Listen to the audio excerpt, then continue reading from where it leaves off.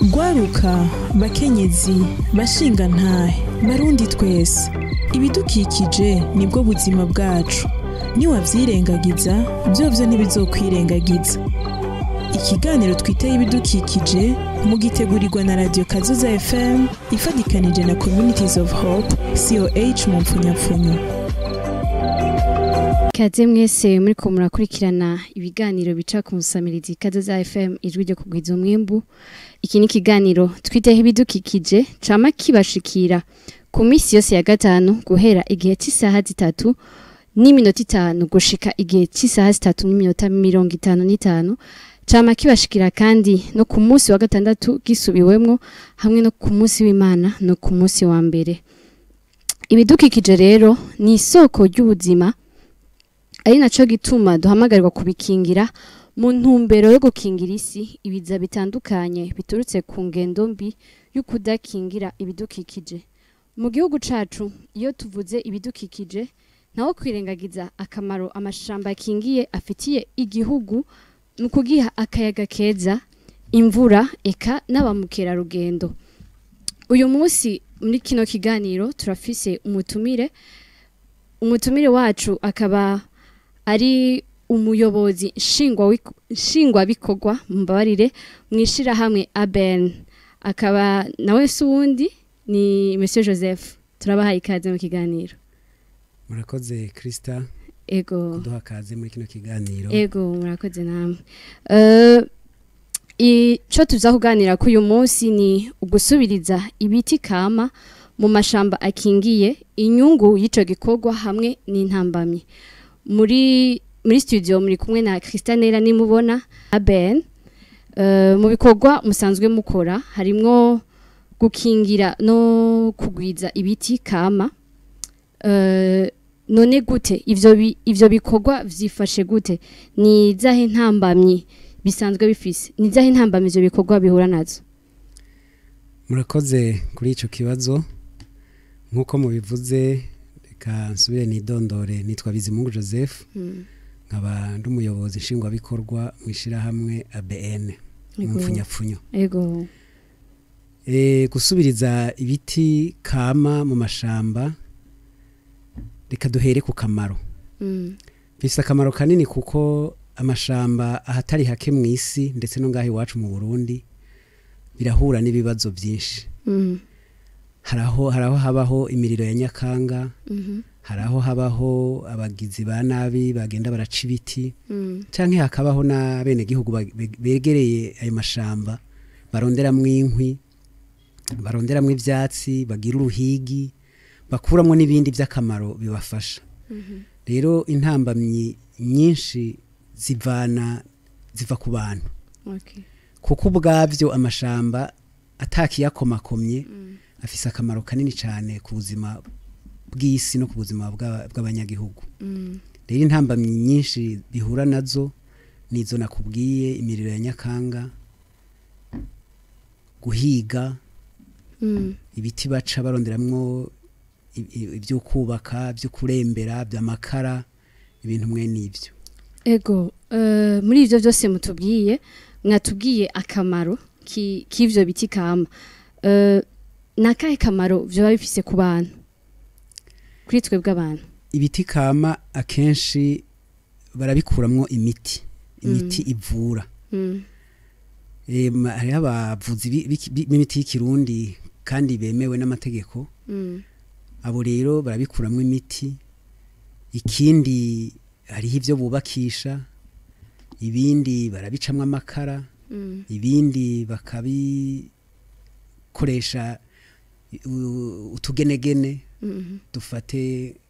nk'umugano cyangwa nk'umusuna kuri bamwe. Muramaze kubona ko bakuramo uduseke. Yego. N'utundi tugenegene. Yego. Nyemerere tugende bukebuke, ni nakahe kamaro naho byo bifise ku binyabuzima bisanzwe biba muri ayo mashamba? Ku binyabuzima biba muri ayo mashamba novuga ko ari kanini cyane gusumba, kuko hari ibiti usanga ari ubwugamo bw'ibinyabuzima kuri bimwe bimwe. Dufate nk'ibiti inyoni ziravyarikako, ibindi bikoko bigendera hasi biravyugamamwo, ibindi birarya ivyamwa ibyo biti vyama ibindi navyo ugasanga kubera amababi aja arakoroka bibiryama ko bikumva ko biguwe neza hanyuma kubera ibyo biti bituma amazi abaho hari ibikoko bitunzwe n'amazi ava muri ayo mashamba ibyo biti birimo murumva ko ari akamaro kanini cyane bitanga akayaga kuri ibyo bikoko yego byo bifise naho akamaro ku mashamba ubwayo ku mashamba ubwayo naho nyene birafise akamaro cyane kuko biratuma bya byuka bibi bibigumya ntibije konona igisenge murumva navyo bituma ubwayo mashamba yiyubaka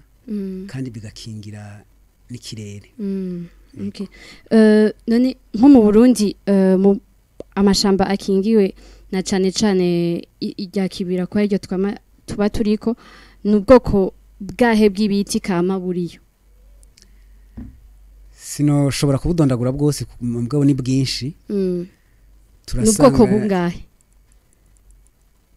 sinoshobora gutora igitigiri nyezina mugabo byose aba ubushakashatsi ariko mvuze nka bimwe hariho nk'umuremera hariho umuhumuzo hariho umwungo hariho umukambati hariho ni byinshi hari amazina usanga nsiga mu kirundi mugabo mu gifaransa nashobora kuyamenya rero ivyo biti byose kimwe cyose gusanga gifise akamaro kacu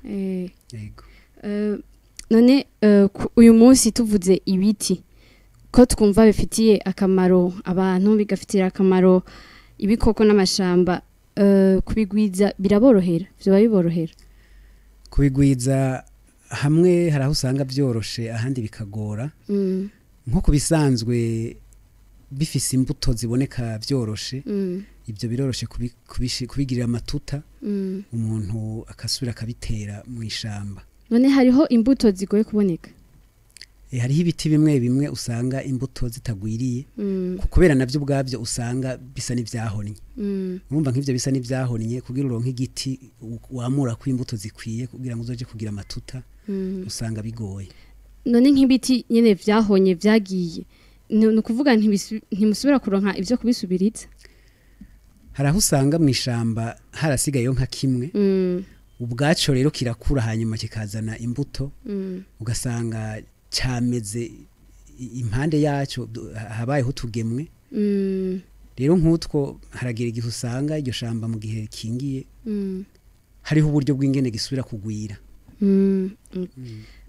mu ruhongore kama rwa kibira hari igikorwa mwoba muri ko murakora cyo kugwiza ivyo biti imivyaro mukoresha muyikurahe ihangiro mufise n'iryahe ego muri iryo shamba rya kibira hariho ibiti turiko turasubiriza ibiti by'umuremera n'ibiti by'umuhumuzo ihangiro dufise nuko ahatambaye hose horonka ibiti hakambara rero umugambi twariko turakora wari umugambi mugufi w'amezi 18 rero n'intango twizera ko abafasha bazoshobora gutanga ubundi buryo tukabandanya kuko uravye ahatambaye n'igikorwa twakoze si gito uravye uburyo bwari buhari mugabo ni gito uravye ngene ishamba ringana yego none iyo mivyaro muyikura hehe yo iyo mivyaro turarondera imbuto hariho abantu usanga arabagwiza mbuto z'ibiti by'ishamba abo rero turabagurira hama tukagira amatuta hanyuma tukabatura tukaja gutera muri ayo mashamba hanyuma ihangiro muba mufise muri mu gusubiriza ivyo biti n'irya ihangiro dufise ni iryo kwambika aho hose hatambaye mu kibira kuko hari imisozi myinshi usanga harahiye atakigira ibiti atakigira igiti na kimwe aho rero dufise umugambi wuko intumbero yuko twohambika n'ibiti by'amoko atandukanye bivanye n'isi yaho ingene bimeze ego ducishemo gato tumira amate batuvugirize akaririmbo ka kibira ego muhinga bw'ivyuma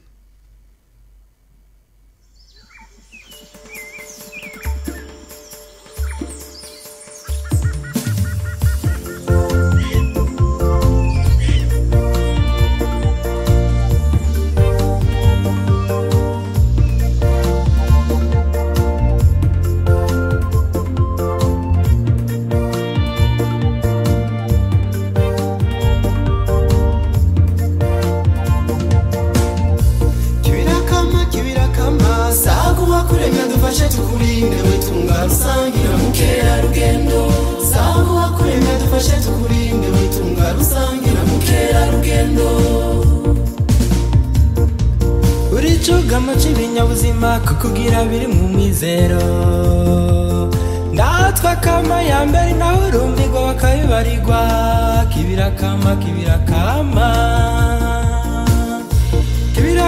kibirakama sako wakuremye dufashe tukurinde witunga rusangira mukerarugendo sako wakuremye dufashe tukurinde witunga rusangira mukerarugendo nyingi mutisharije igihugu katabonetse gataho kamaro kamaze amazinda yemwe igihugu kigatera igomwe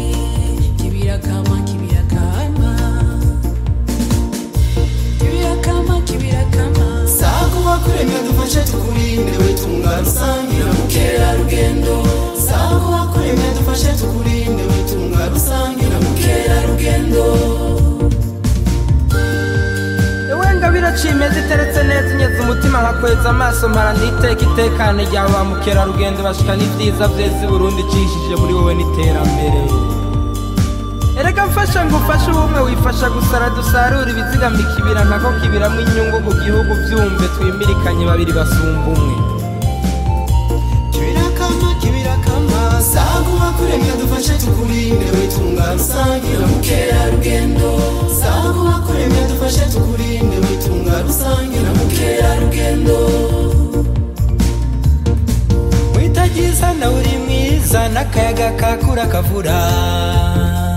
uzira inzara mu nyamaswa ziva imihingo zikakubera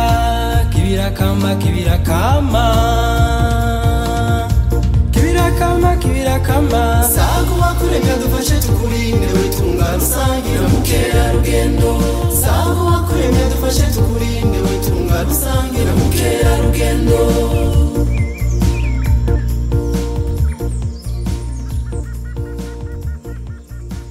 ego tubandanye turacari kumwe n'umutumire wacu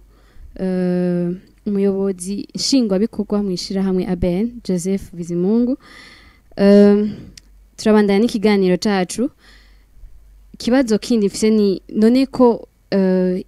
ivyo biti kama bibangamirwa cane abantu barashobora kubitera mu mihani wabo canke hariho amasi bitabamo yego cane hariho ivyo abantu bashobora gutera mu ndimi wabo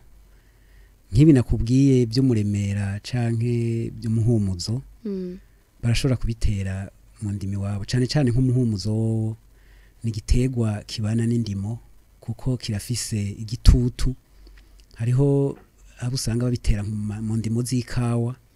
ugasanga ikawa iroroherwa rero hariho ibiti bitari bike bashobora gutera mu ndimo zabo na cyane cyane ko bitari bike twasanze bashobora kubikoresha mu buvuzi bw'ikirundi umva biraberera iwabo hari mugabo haro n'ibitaberera nukuvuga bidashobora kuba mu masi bivanye n'isi bitewemo birashoboka kuko burya igiti cyose kirafite ahantu gikunda naho canga nico gituma usanga ari igiti c'ishamba kitoshobora kuba kitobana n'indimo cyangwa ugasanga gifise nk'inkurikizi ku biterwa ndimwa nico gituma usanga rero hariho ibihaba n'ibyo badashiraho ego hari ibiti bahora batubwira nk'imivugangoma simuka ngene bacita ariko hari ibiti bahora batubwira bakoresha kera none nk'ivyo umuntu arashobora gitera mu muhani wiwe canke gifise ahantu kiba ni igiti c'ishamba nyene hariho byo usanga biba hose kuko kenshi nk'abegereye ikibira usanga kajya kayaga ko mu kibira gahakwa gusana kajya ko mu mihana rero nibaza ko mugabo kubera kimaze kwitwa icishamba usanga banagitinyira kubera habwe usanga gikura kikagura gose kikabomora amazi canke bakavuga bati cyo hava cyagura cyane ndimo ntidusubire kuronka aho turima cyangwa ugasanga cyagenewe ishamba nyene kugira ngo bivanye n'ingene gikura n'ingene kimaze imyaka ingene kiba kimeze kavuga bati reka tugishire hariya ni ukuvuga hari ibiti vyagenewe amashamba gusa novuga nti yego rimwe na rimwe kubera uko twakuze tubibona hari ibyo twakuze tubona bavuga ati iki ni igiti c'ishamba kuko rero tutakuze tubibona mu mihana tutakuze tubitera ca dufata ko ari iby'ishamba nyene ucutinya no kugitera yego none mbega ivyo biti iyo bihonye ni ryahe tunga biba rijanye navyo itunga ni rinini nakubariye nk'igiti c'umuremera twarabajije abantu begereye aho babirima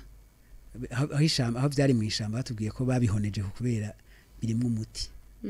batubwiye ko bishobora kuvura indwara zirenga 200 nk'icyo rero urumva biroroshe kugihonya kuko baraho bakoresha ibishishwa vyaryo ugasanga kujya rero bakoresha ibishishwa ukibozoye gica gihona rero ibiti nk'ivyo ndetse ko biba birimo umuti urumva ubuhoneje wononye na kakayaga ntigasubira kuboneka kuko bijya biti bigira igitutu kinini usanga bifite akamaro kanini mu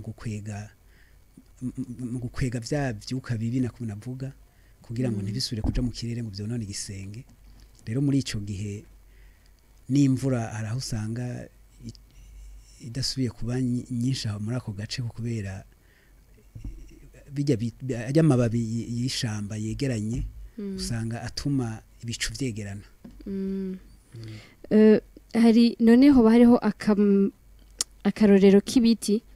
vyonona woba woshobora kuduha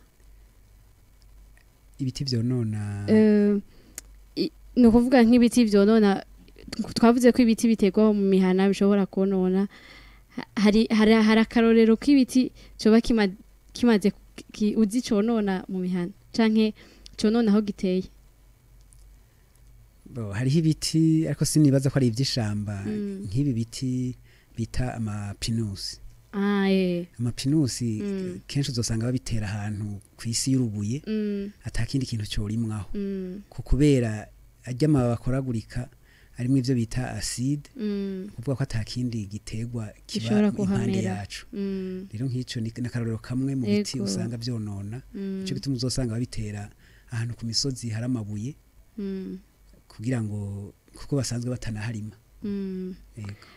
hari kandi iyo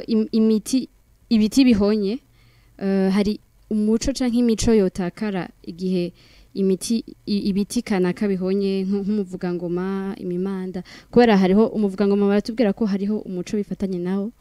imimanda hari baratubwira ko hari impuzu zakugwa mu mimanda none hari umuco wo butakaye igihe ivyo biti vyohona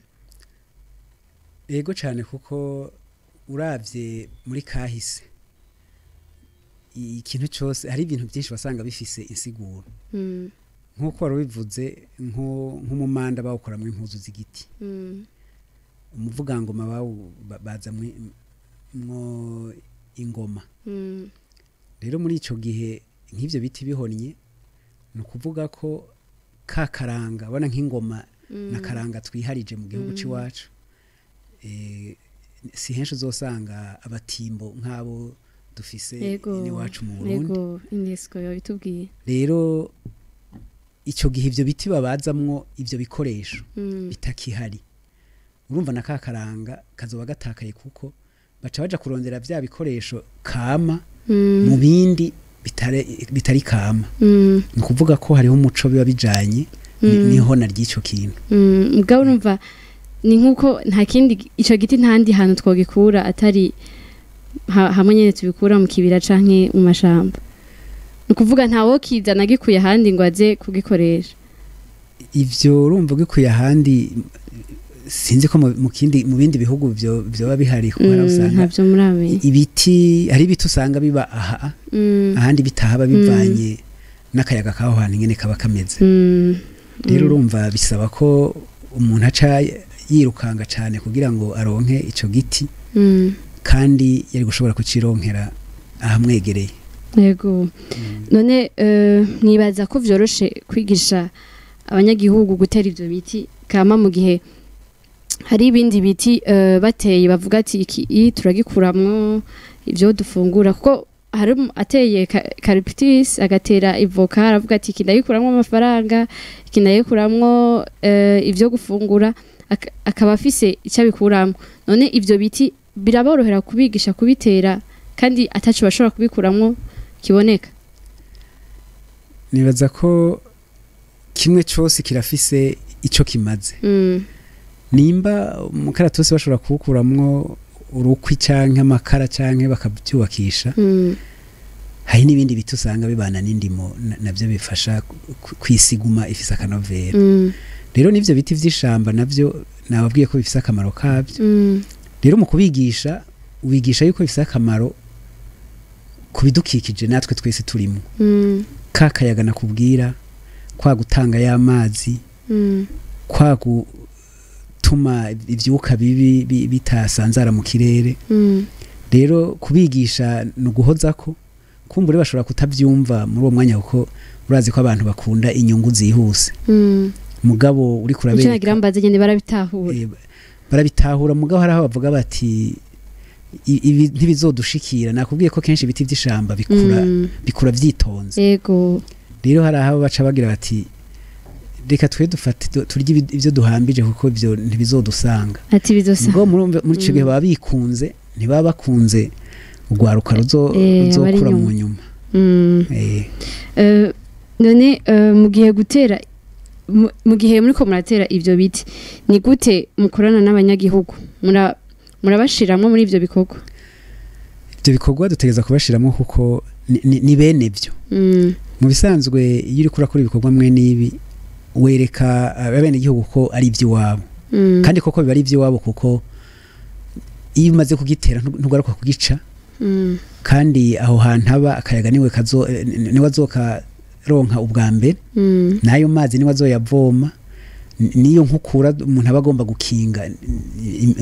imirima yiwe rero tuheza kubashiramo kandi barabinezererwa kuko baraharonka n'uburyo bw'amafaranga kuko ntibabikora ku buntu barahembwa rero muri ayo mahera bahembwa nabo arabafasha arabasahiriza muhira kuko arabusanga baguramwo ibitungwa harabaguramwo ibifungurwa n'utundi tuntu two kwifasha muhira yego dusubire ducishemo gato tumera mate mu buhinga bw'ivyo mwadufasha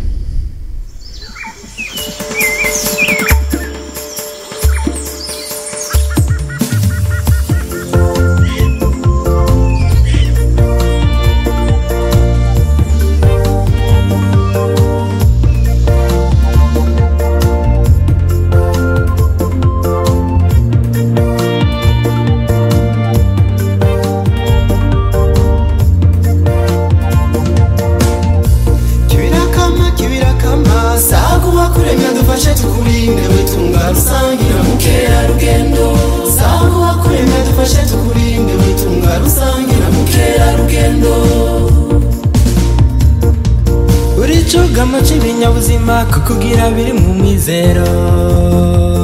natwe kama ya mbere nawe urumbirwa bakabibarirwa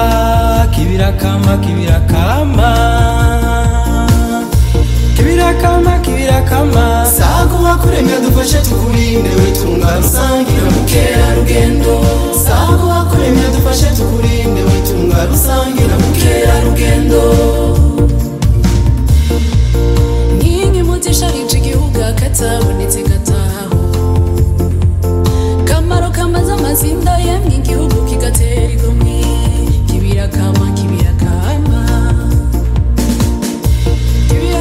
kibirakama sago wakuremya dufashe tukurinde witunga rusangira mukera rugendo sago wakuremya dufashe tukurinde witunga rusangira mukera rugendo ewenga biracimeze iteretse neza inyeze umutima nkakweza amaso mpara nditeka itekane ryawe ba mukera rugendo bashika n'ivyiza vyeze Burundi icishije muri wowe n'iterambere erega mfasha ngufashe ubumwe wifasha gusara dusarura ibizigamika ikibira nkako kibiramwo inyungu mu gihugu vyumve twimirikanye babiri basumba umwe kibirakama sago wakuremya dufashe tukurinde witunga rusangira mukera rugendo sago wakuremya dufashe tukurinde witunga rusangira mukera rugendo witagiza na uri mwiza n'akayaga kakura kavura uzira inzara mu nyamaso ziva impingo zikakubera kibirakama kibirakama kibirakama kibirakama sagu wakuremye dufashe tukurinde witunga rusangira mukerarugendo sagu wakuremye dufashe tukurinde witunga rusangira mukerarugendo.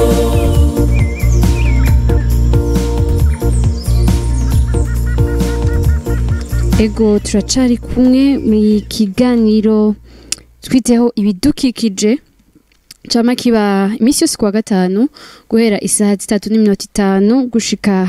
igihe cy'isaha 3:50 kigasubirwamo kandi ku munsi wa gatandatu w'Imana no ku munsi wa mbere.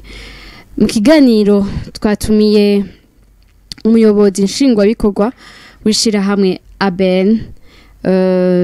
Mushinga nahe Joseph Bizimungu turasiye kwakira kandi murakoze ndabashimiye. Ego tubandanye ikiganiro kubatatanguye ikiganiro ico twariko turavuga ko canke ico twari duhagaze ko ni ugusubiriza ibiti kama mu mashamba akingiye inyungu y'ico gikorwa hamwe n'intambamye zavyo. Mushinga nahe Joseph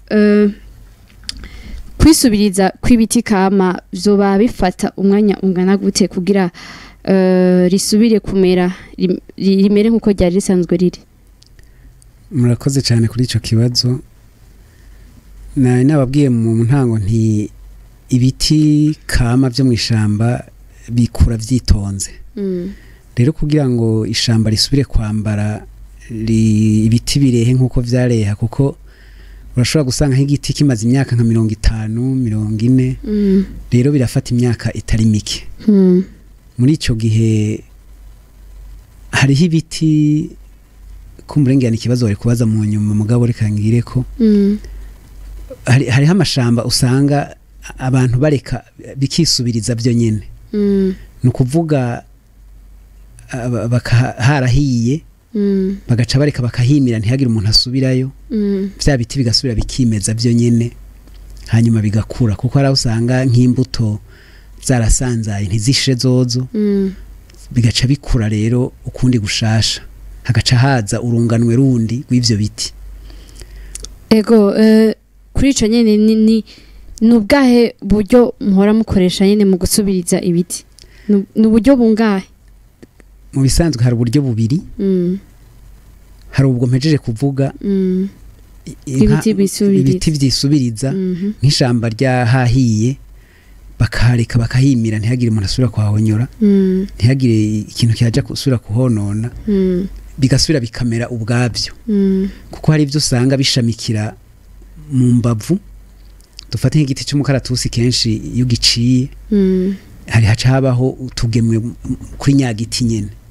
hakaba n'ibindi atatugemwe tuza mugabo intete zimera ikindi giti gushasha. Hakaba rero ubundi buryo twe dukoresha ni uburyo bwo kubiba izo mbuto mu matuta hanyuma tukabikura mu matuta tukaja kubitera muri rya shamba. Urumva rero n'ubwo buryo bubiri. Hariho uburyo bw'uko ibiti ishamba ryibako ryo nyene n'ahandi abantu bafata ingemwe bambe bafata imbuto bakashira mu mapipiniere hanyuma bakabiba mu nyuma zikamera bakazibatura bakaja kuzitera muri rya shamba bumva bazikura hamwe bagenda kuzitera hanze. Ego murakoze. None imbere yuko mbabarire ikibazo canje ndakivuge gutya nti uno munsi nk'abateza imbere ibidukikije muri mu rugamba rwo gusubiriza no gukingira ibiti iruhande y'ivyo mwakoze mu kibira ni vyahe bindi bikorwa mushaka gukora kugira ngo ivyo biti kama ntibisubire guhona? Ego murakoze kuri ico kibazo kandi ikibazo cyiza cyane. Mu bisanzwe kugira ayo mashamba hone ntiyihoneje. Navuze mu ntango ntiya ahonywa n'abantu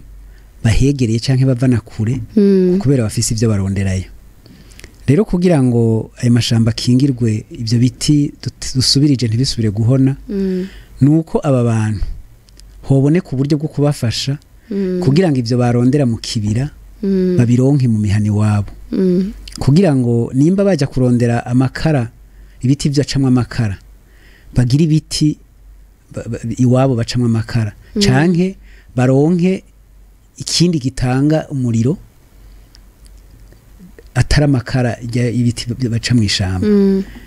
nimba bakoresha gaze canke ikindi kintu urumva bisaba ko baronka ikindi kintu nk'iyo migano baja gukuramwo vya biseke canke twatugenegene tuni nababwira abantu bakabafasha bakabitera ku matongo iwabo kugira baje baravyicira nico kimwe n'ibyo biti bakuramwo imiti y'ikirundi bakabigisha kugira uturima duto duto bashobora guteramo ibiterwa vy'ishamba bikeyi bishobora gutanga ivyo bahora bakurayo. None hari ico mu mugambi wanyu mwishirahamwe ryanyu hari ico mwomwe ko murabafasha kugira ngo biteze imbere ntibasubire mu kibira?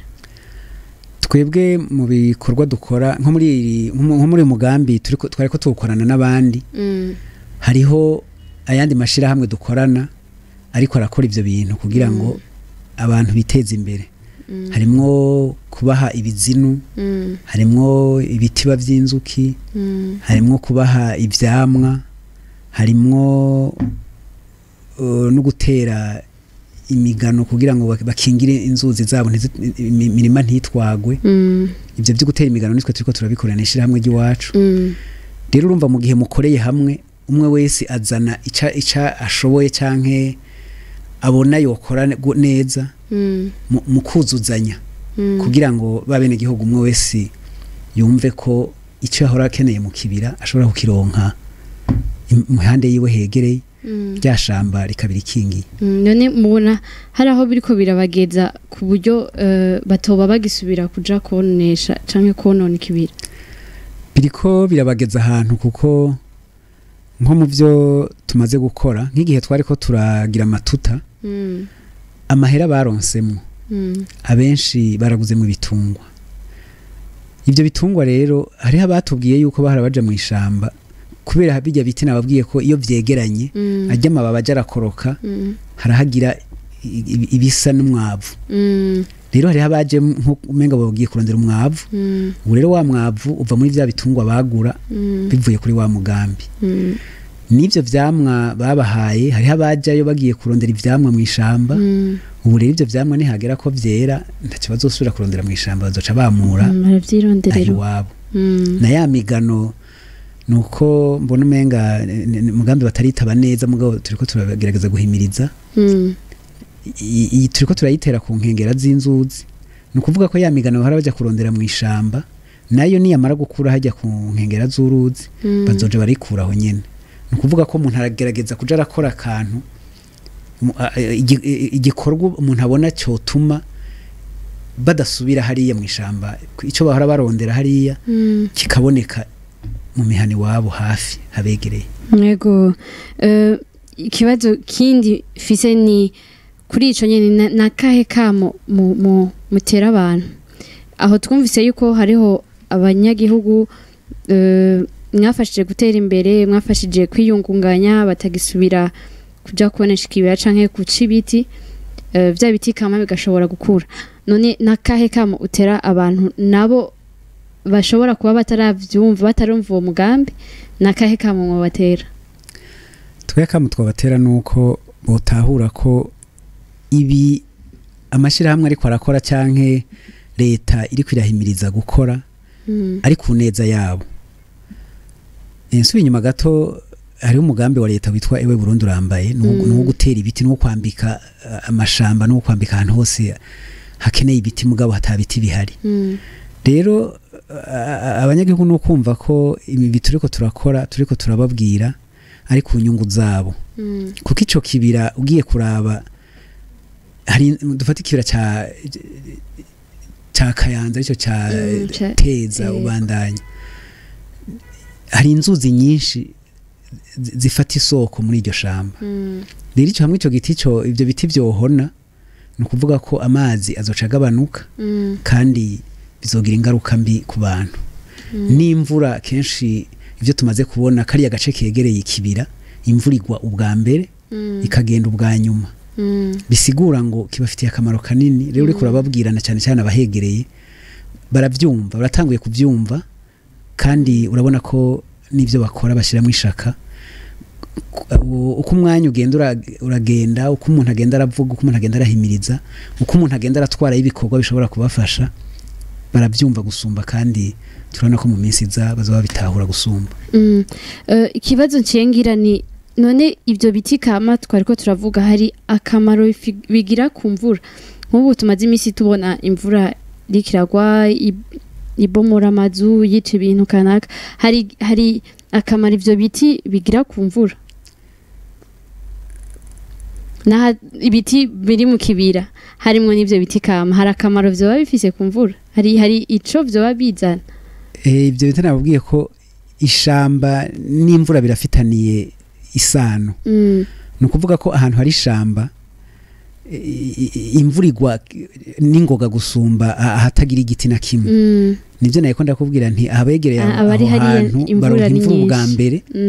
kandi igenda ubwa nyuma urumva ni n'akamaro kanini cyane ikindi naco burya iyo imvura mu ishamba iyigwa amazi ntatemba nka kurya atemba ku misozi itagira ibiti amazi yinjira naho nyene muri ivyo biti ari naco gituma ngira ubona hari inzuzi nyinshi ziva muri iryo shamba kuko amazi menshi anyikiraho nyene mu ishamba nka kujya kwa eponge usutse kwa amazi ntashoboka aseseka yinyegezamo rero yimimina buke buke gushika hasi ari naco gituma ubona inzuzi nyinshi ziva rero ibibira birafitanye isano n'imvura ari bibira imvura igwa neza kandi mu gihe cyayo okay kindi kibazo nari sigaranye ni kimwe imbere yuko turangiza turabona abantu baca ibiti kubera babikoresha mu mihani wabo kubera bakeneye gucana inkwi bakeneye kubaka amazu none ivyo biti bareke kubica hama bice bigenda gute hari ikindi wobahanura canke hari ico bobisubiriza hari uko bobikora murakoze koko nk'uko bivuze igiti ni nkenerwa kandi gikora byinshi rero kugica bubaka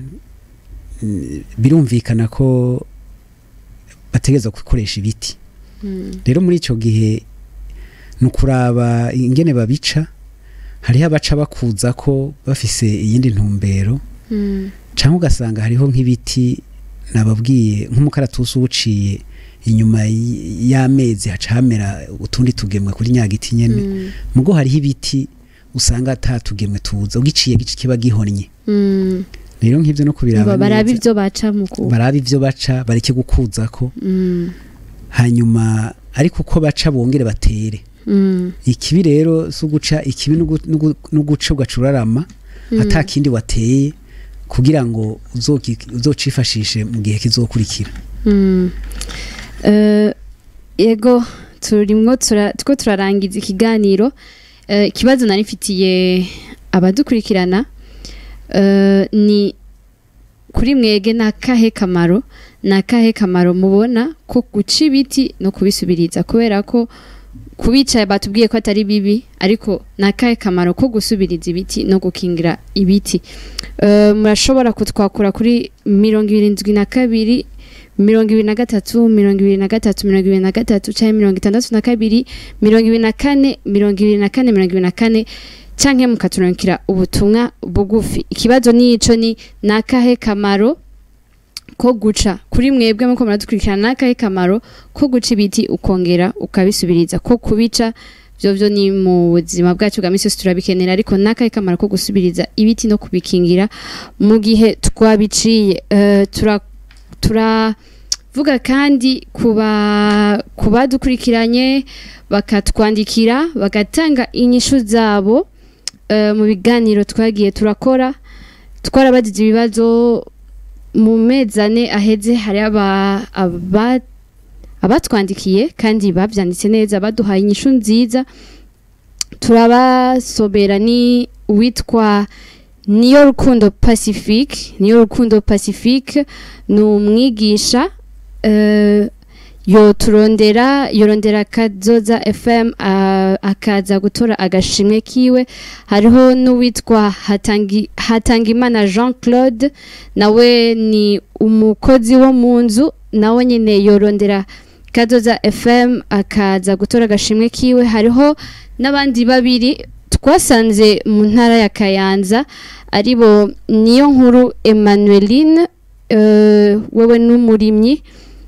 nawe nyene yo twakura kuri yo nimero twababwiye 72 23 canke 62 akaza gutora agashimwe kiwe. Hariho n'undi nawe nyene wo mu ntara ya Kayanza yitwa niyo kwizigira Claria, nawe n'umurimyi, nawe nyene yo twakura kuri yo nimero nyene 72 23 canke 62 abo nabatsindiye ubushimwe muri aya mezi ane aheze. Hariho n'abandi bari babutsindiye bwa mbere kandi nabo bararonse ubushimwe bwabo, yari Irakoze Bonheur, Bigirimana Emmanueline na Mugisha Samuel nabari batsinze ubwa mbere kandi ubushimwe bwabo baraburonse. Ego murakoze rero mwese mwakurikiranye ikiganiro twitaye ibidukikije cyaciye kuri Radio Kadoza FM. Kuri micro yari Christanella nimubona, mu buhinga bw'ivyuma yari Rajatunga, mu masanamu yari Lies Akimana. Mubandanye mukurikirana ibiganiro vya Radio Kadoza FM. Gwaruka bakenyezi bashinga ntahe barundi twese, ibidukikije nibwo buzima bwacu, niwavyirengagiza vyovyo ntibizokwirengagiza. Ikiganiro twiteye ibidukikije mugitegurirwa na Radio Kazoza FM ifadikanije na Communities of Hope COH mu mpfunyapfunyo.